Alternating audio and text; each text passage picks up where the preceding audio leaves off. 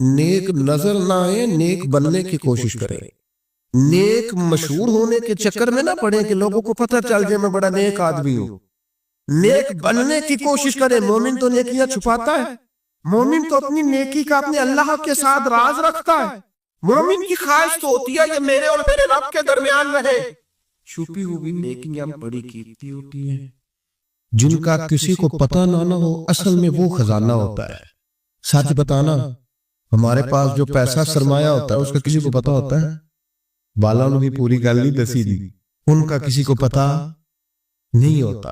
اگر نیکی کو خزانہ سمجھتے ہو تو پھر کسی کو پتہ نہیں ہونا چاہیے۔ اور اگر آپ بتاتے کون سی چیز ہے جس کی کوئی اہمیت معاذ اللہ نہ ہو تو نیکیاں بتاتے ہو، کیا سمجھتے ہو نیکیوں کو؟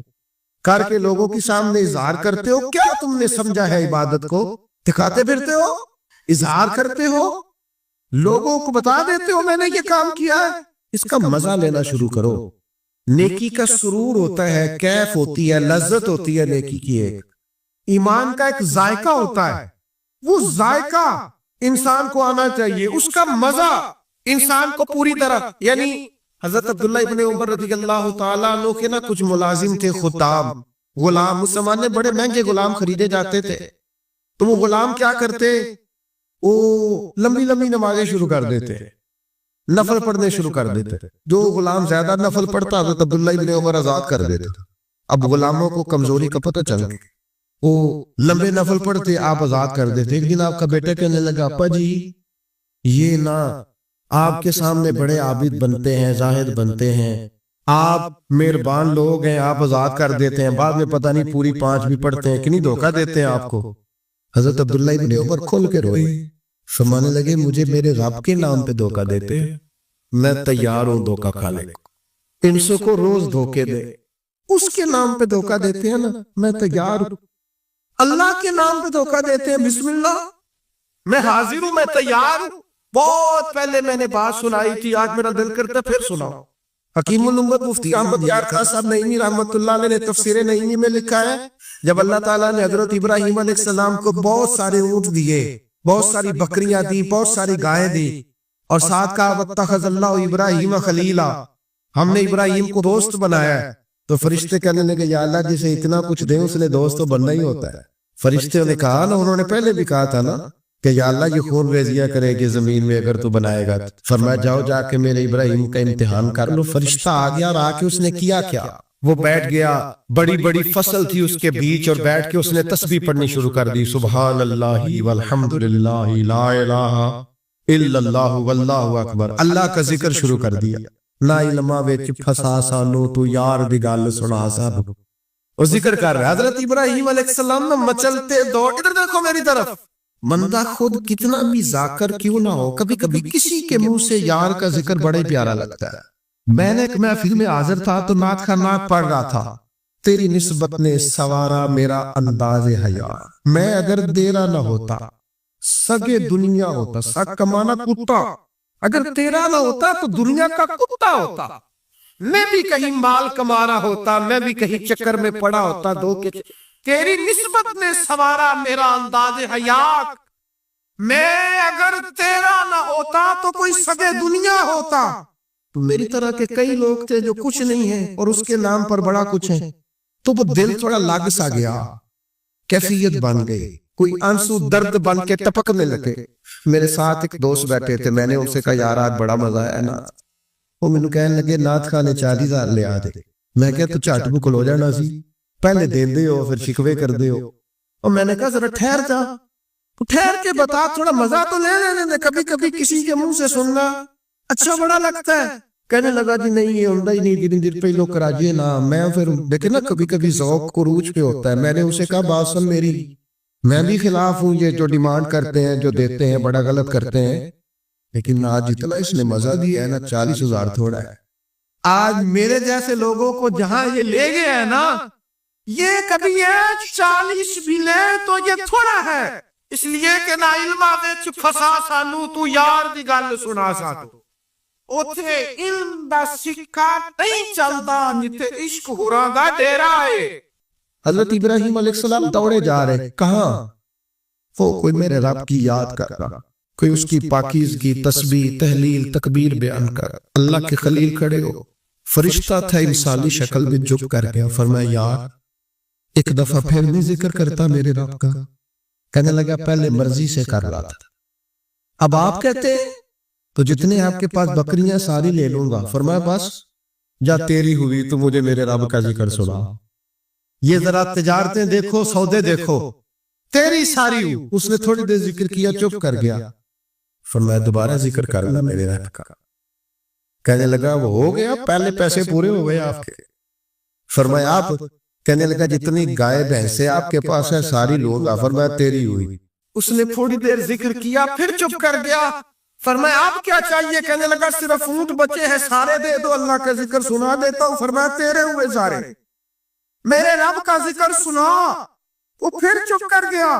آپ نے فرمایا اور ذکر کریے، دیکھو تجارت ہو رہی ہے، کاروبار ہو رہا ہے۔ وہ کہنے لگا آپ کیا دو گے؟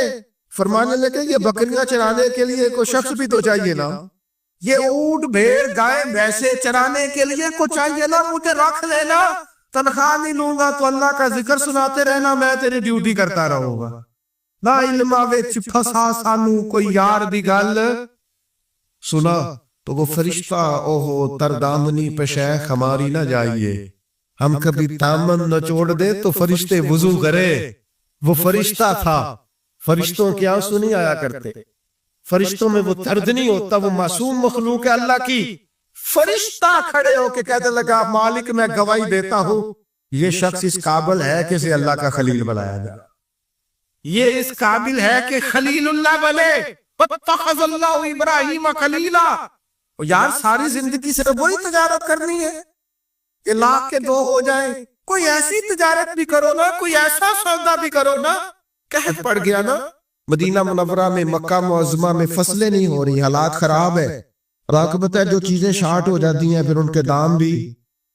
یہ سیلاب آیا تھا تو خیمے مہنگے کر دیے تھے مسلمانوں نے، لوگوں کو خیموں کی ضرورت تھی تو خیمے۔ یہ کرونا آیا تھا تو مسلمانوں نے ماسک مہنگے کر دیے تھے کیونکہ مجبوری تھی نا، لوگوں نے لینے تھے۔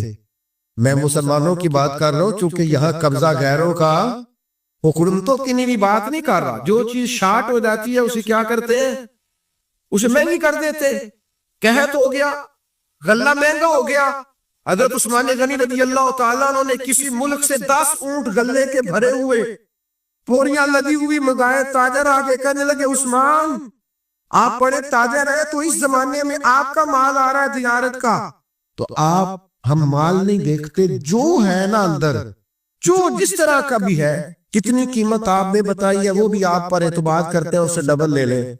تو عثمان غنی فرمانے لگے میں نے سودا پہلے کر لیا، سیانے تاجر تھے، اس طرح کی بھی تجارتیں ہوتی۔ فرمایا میں نے سودا کر لیا، مجھے تو اس سے زیادہ ملتا ہے۔ ایک تاجر بولا کہنے لگا چلو 3 گنا لے لیں۔ آپ نے فرمایا یار میں نے تمہیں بتایا تو ہے، میرا سودا ہو گیا، مجھے زیادہ ملا۔ ایک نے کہا 4، ایک نے کہا 5، پہ آخر کہنے لگے اس سے زیادہ تو کوئی دے ہی نہیں سکتا، ہم بھی جانتے ہیں سارے مکے کو، سارے مدینہ طیبہ کو، اتنا بڑا تاجر ہی کوئی نہیں، آپ کو کتنا مل رہا ہے؟ فرمایا 700 گنا۔ وہ کہنے لگے جی یہ سوال ہی نہیں پیدا ہوتا، آپ بندے تو بڑے سچے ہیں، اب پتہ نہیں آپ کیا کہہ رہے ہیں۔ اٹھ کے چلے گئے، مال آ گیا۔ حضرت عثمان غنی رضی اللہ تعالیٰ عنہ نے مدینہ شریف میں اعلان کرایا جس غریب کے پاس غلہ کوئی نہیں آ کے لے جائے۔ وہ تاجر پھر آئے کہ جناب سمجھ نہیں آئی، آپ تو کہتے تھے میں نے سودا کر لیا ہے۔ عثمان غنی فرمانے لگے دنیا دار ہونا وہیں اڑے ہو، میں نے واقعی سودا کیا ہے پر کیا اپنے رب کے ساتھ ہے۔ میرا مالک 700 گنا اجر دے گا، وعدہ ہے اس کا۔ اس کے بھوکے بندوں کو، غربا کو، مساکین کو، یتیموں اسیروں کو کھلاؤں گا تو 700 گنا۔ ساری تجارتیں بندوں سے نہیں ہوتی، کچھ تجارتیں رب سے بھی ہوتی، کچھ سودے ایسے ہیں جو اللہ کے ساتھ ہوتے، جو رسول کائنات کے ساتھ ہوتے، لہذا ہم نے سودا کر لیا ہے، تجارت ہو گئی۔ یہ بڑی قیمتی تجارت ہے۔ وہ تاجر کہنے لگے عثمان اللہ تمہارے ایمان میں اور مضبوطی پیدا فرمائے۔ کیا جب لوگ ریٹ بڑھا کے چیزیں بیچ سکتے آپ نے فری کر دیے، فی سبیل اللہ کر دوں۔ دوستو کچھ تجارتیں ایسی ہیں جو اللہ کے ساتھ بھی کرو، کچھ سودے ایسے ہیں جو قیامت کے لیے بھی بچا کے رکھو۔ کچھ چیزوں کا نا آپ یقین کریں جہاں جس کا جو بھی تعلق ہے صرف دنیا کے لیے، صرف دنیا داری سے ہی کرتے ہیں۔ مرشد کے ایک میں نے بات کرنی ہے اور وہ میرے دوست بڑے مجھ سے پیار کرتے ہیں اور میں بھی بڑا ہی پیار کرتا ہوں. مسجد میں بیٹھا ہوں اور باوضو ہوں اور دیانتداری سے کہہ رہا ہوں مجھے اپنے سنگیوں سے بڑا ہی پیار ہے. لوگ کہتے ہیں پیر جھوٹے جعلی ہیں. میرا کہنا یہ ہے کہ مرید بھی بڑے جعلی. وہ پیر صاحب سے آ کے کہتے ہیں میری دنیا داری نہیں چل رہی کوئی دعا کر. دنیا داری سے پیر کا کیا تعلق؟ یہ تو نے جا کے مشورہ کسی تاجر سے کر لینا تھا پیسے کیسے کمایا جاتا. جعلی مریدی کرتے ہو جس سے صرف اللہ رسول کے لیے رشتہ رکھنا چاہیے تھا اس سے دنیا داری کا رشتہ رکھتے ہو. اس سے وہ والا تعلق بناتے ہو جس سے تھوڑی دنیا چمکے لوگوں کو پتہ چلے میرا تعلق ہے میرا رابطہ ہے. حضرت سلطان باؤ رحمت اللہ نے رو کے کہنے لگے. کسی نے کہا تھا حضور بڑے مرید ہیں آپ کے. تو حضرت سلطان باؤ رو پڑے فرمانے لگے رب دا طالب کوئی نہیں ملیا. یہ جو ملیا طالب زردہ ہوں.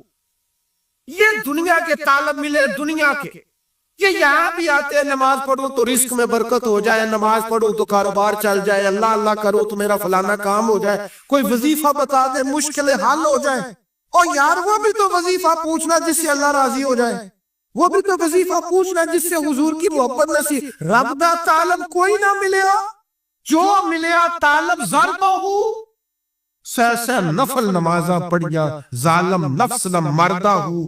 بانج فقیروں کسے نہ ماریا اے ہوئی چور اندر دا. خدا کے بندو کس طرح کا تعلق کس طرح کا لینا دینا. میرے حضور قبلہ عالم رحمت اللہ تعالیٰ نے فرمایا کرتے تھے دوستو مجھے دنیا کا کام کوئی نہ بتانا. میں نے اپنے رب سے کہہ دیا ہے کہ ان کے دنیاوی مسئلے ویسے ہی حل رکھنا انہیں مجھے کہنا ہی نہ پڑے.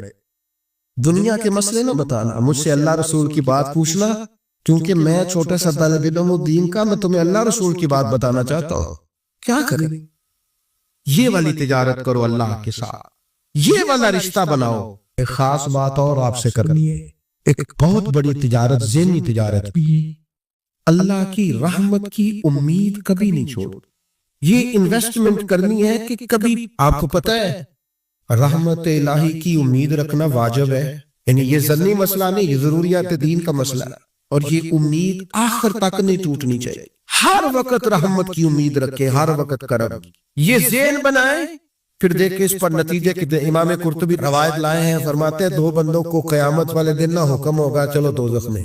تمہارے اعمال ایسے ہیں جس پر فیصلہ جہنم کا ہے. دونوں بندے ہیں ایک نے دوڑ لگا دی دوزخ کی طرف دوڑتا جا رہا ہے تیزی سے اور دوسرا نہ ایک قدم آگے رکھتا ہے پھر پلٹ کے پیچھے دیکھتا ہے. پھر ایک قدم آگے رکھتا ہے فرشتے لے جا رہے ہیں پھر پلٹ کے پیچھے دیکھتا ہے. دوزخ کا دروازہ آ گیا. رب کریم کی آواز رحمت آئی انہیں واپس بلاؤ نا. دونوں کو واپس بلایا. سارا کچھ جاننے والا رب پوچھتا ہے وہ جو دوڑ کے گیا تھا اسے پوچھتا ہے دوڑ کے کیوں گیا تو؟ وہ کہتا ہے مالک زندگی میں تیری مانی کوئی نہیں سوچا چلو آج ہی مان. اللہ کی رحمت کو جوش آیا فرمایا اسے تو بھیجو نا جنت میں. چلو اس وقت صحیح اطاعت کا جذبہ تو بیدار ہوا نا. دوسرے سے پوچھا بھائی تو کیوں نہیں جا رہا تھا؟ وہ کہنے لگا مالک میری ساری زندگی کی امید رہی ہے کہ میرے رب نے معاف کر دینا معافی مل جانی ہے کرم ہو جانا ہے فضل ہی ہونا ہے. یہ جو لوگ کہتے ہیں نا جی اوہو قدم آگے رکھتا ہوں میرا پیچھے جاتا ہے تو بھئی اللہ کا فیصلہ اگر پیچھے جانا ہے تو اس پہ خوش ہو جا. تو خدا کی رحمت پر امید تو کر جو اللہ فیصلہ کرے گا کرم والا ہوگا. وہ عرض کرنے لگا مالک فرشتے مجھے لے جاتے تھے پر میرے اندر سے آواز آتی تھی رب کریم ہے آواز کرم آ جائے گی. مالک دوزخ کا دروازہ آ گیا پر میری امید ٹوٹی نہیں میری قائم رہی. اور جب تیری آواز رحمت آئی نہ کہ آ جا تو پھر میرے اندر سے وہ عقیدہ اور تگڑا ہوا. دیکھا نا بلا لیا نا تیرے رب نے آ گئی نا رحمت کی آواز بلا لی ہے نا. تو اللہ کریم نے فرمایا فرشتوں اس کے سارے گناہوں پر قلم پھیر دو. جو میری رحمت کی اتنی امید رکھے اسے دوزخ میں نہیں جنت میں داخل کیا جاتا. یہ والا سودا ضرور کریں. ذہنی طور پر تھکاوٹ کا شکار نہ ہو کمزور نہ پڑے طاقتور ہو طاقتور. کچھ تجارتیں اللہ کے ساتھ بھی کریں کچھ معاملات اپنے رب کے ساتھ بھی رکھیں کچھ راز و نیاز اللہ رسول کے ساتھ بھی ہونے چاہیے. ان چیزوں کو اپنی زندگی میں ضرور پیدا کریں. یہ جو روحانی بے چینی ہے نا اسے ختم کریں گے. یہ جو ہماری ذہنی انتشار ہے اس کو یہ چیزیں ختم کریں. کچھ خاص راز صرف اللہ اور اس کے رسول کے ساتھ وابستہ کریں۔ اللہ تعالی ہمیں سمجھنے کی توفیق دے۔ آخر دعوانا